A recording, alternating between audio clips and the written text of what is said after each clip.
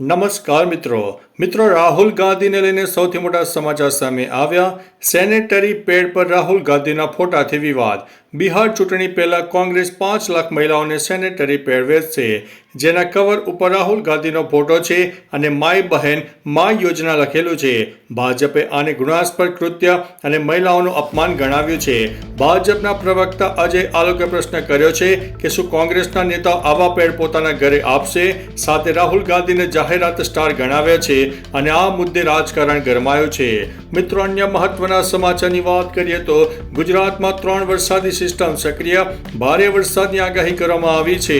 ગુજરાતમાં એક સાથે 3 વરસાદની સિસ્ટમ સક્રિય થતા હવામાન વિભાગે સાર્વત્રિક ભારે વરસાદની આગાહી કરી છે.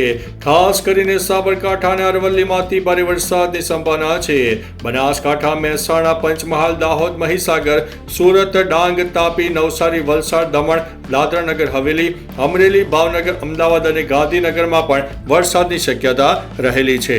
મિત્રો, અન્ય મહત્વના સમાચારની વાત કરીએ તો ક્ષત્રિય આગેવાન પીટી જાડેજા પાસા હેઠળ જેલ ભેગા.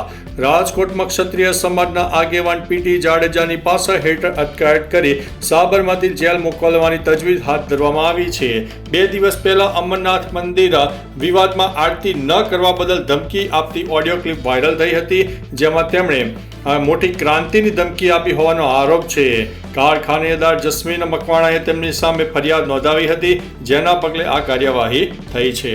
મિત્રો, અન્ય મહત્વના સમાચારની વાત કરીએ તો મને હરાવવા પીએમ મોદીએ મારા વિરોધીને પગે લાગ્યા, તેવું ઓઝાએ જણાવ્યું છે.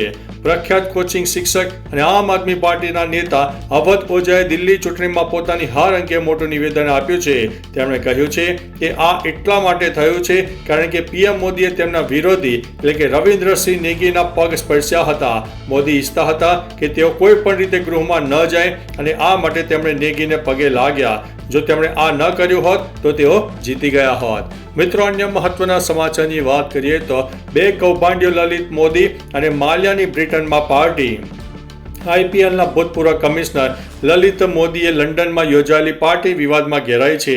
આ પાર્ટીમાં ભાગેડુ ઉદ્યોગપતિ વિજય માલ્યા પણ જોવા મળ્યા હતા. બંને ફ્રેન્ક સિનાત્રાનું ગીત I did it my way ગાતા વિડીયોમાં દેખાયા હતા, જે લલિત મોદીએ ઇન્સ્ટાગ્રામ ઉપર શેર કર્યો હતો. આ વિડીયો વાયરલ થતા આ મસ્તી અનેક સવાલો ઊભા કર્યા છે. પાર્ટીમાં ક્રિસ ગેલ સહિત 310 થી વધુ મહેમાનો પણ હાજર હતા. મિત્રો, અન્ય મહત્વના સમાચારની વાત કરીએ તો સુરેન્દ્રનગરમાં સુધરશે રોડ અને રસ્તાની સ્થિતિ.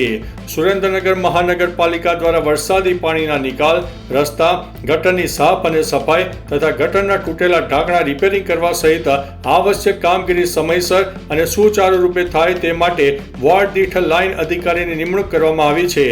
આ અંગે મહાનગરપાલિકાની બેઠક પણ યોજાઈ હતી. મિત્રો, અન્ય મહત્વના સમાચારની વાત કરીએ તો અમરનાથ યાત્રા, ચંદરકોટમાં બસો અથડાઈ, 25 લોકો થયા છે ઘાયલ.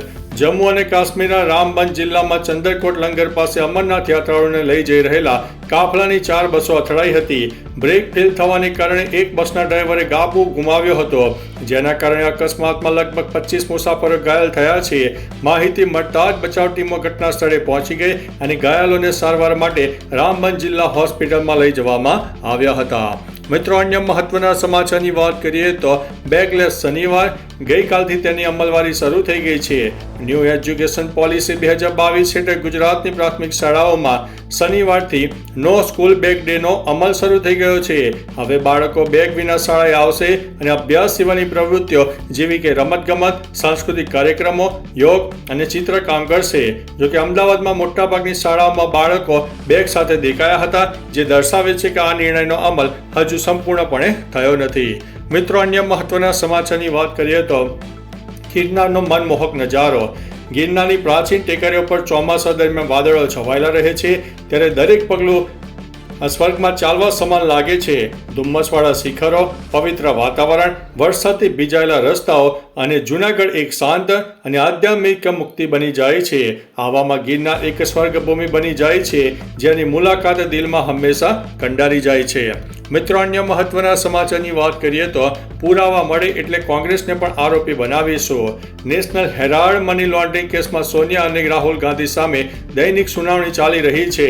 ઈડીએ કોર્ટમાં આ કેસને ઓપન એન્ડ શટ કેસ ગણાવ્યો છે. ઈડીના મતે ગાંધી પરિવારે 2000 કરોડની એસોસિએટેડ જનરલ લિમિટેડ એટલે કે એજેએલની સંપત્તિ હડપવા કાવતરું ઘડ્યું હતું. ઈડીએ જણાવ્યું છે કે જો વધુ પુરાવા મળશે તો કોંગ્રેસ પક્ષને પણ આરોપી બનાવી શકાય છે. મિત્રો, અન્ય મહત્વના સમાચારની વાત કરીએ તો 7 કલાક ચાલી રશિયાની એર સ્ટ્રાઇક. રશિયા દ્વારા યુક્રેનની રાજધાની કીવ ઉપર અત્યાર સુધીનો સૌથી મોટો હુમલો કરવામાં આવ્યો છે. અમેરિકન રાષ્ટ્રપતિ ડોનાલ્ડ ટ્રમ્પ સાથે ફોન પર વાત કર્યા બાદ રશિયાએ ગુરુવારે રાત્રે કીવ ઉપર હવાઈ હુમલો કર્યો અને રાત્રે પણ રશિયન સેનાએ કીવ ઉપર લગભગ 7 કલાક સુધી બોમ્બમારો કર્યો હતો અને કીવ ઉપર લગભગ 11 મિસાઇલો અને 550 ડ્રોનથી હુમલો કરવામાં આવ્યો હતો. મિત્રો, અન્ય મહત્વના સમાચારની વાત કરીએ તો રાજ્યના 201 તાલુકામાં સાર્વત્રિક વરસાદ નોંધાયો છે. છેલ્લા કેટલાક દિવસથી રાજ્યના હવામાનમાં પલટો આવ્યો છે. અરબ સાગરમાં કરંટ પણ આવ્યો છે અને વરસાદી સિસ્ટમ પણ બની રહી છે, જેથી છેલ્લા 24 કલાકથી રાજ્યના મોટાભાગના વિસ્તારમાં વરસાદ વરસી રહ્યો છે. રાજ્યમાં છેલ્લા 24 કલાક દરમિયાન 201 થી વધુ તાલુકામાં વરસાદ થયો છે. હજુ પણ ગુજરાતમાં એક સાર્વત્રિક વરસાદનો માહોલ યથાવત રહેશે. તો ચાલો મિત્રો, ફરીથી દેશ અને દુનિયાના સુપરફાસ્ટ સમાચાર લઈને મળતા રહીશો. ત્યાં સુધી અમને રજા આપશો. નમસ્તે.